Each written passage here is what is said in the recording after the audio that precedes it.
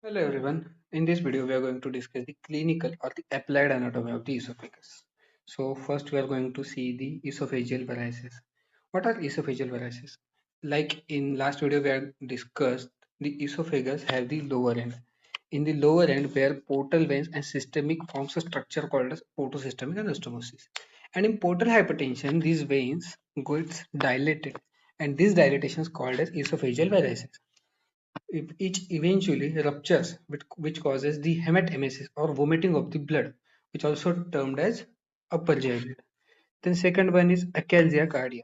In acalsia cardia, the lower end of the esophagus normally kept collapsed or closed, which is opened by a stimulus of the food bolus in normal conditions.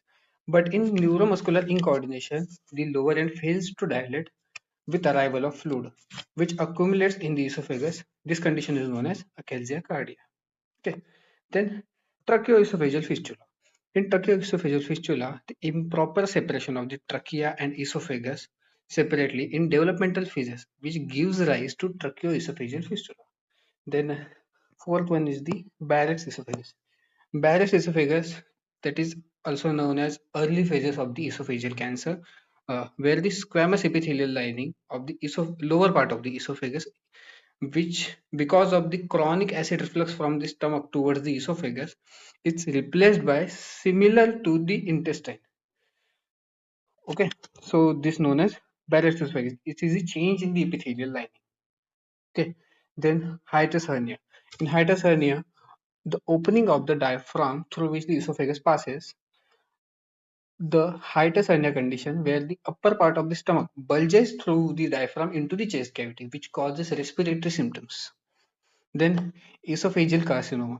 In esophageal carcinoma, the late phase of the Barrett's esophagus we can call, where the cancer or the tumor gets developed into the esophagus. Then last condition, that is dysphagia. In dysphagia, where the person can't swallow the food normally through the esophagus, which is also a broad term where we can discuss the various other conditions in the dysphagia. Thank you.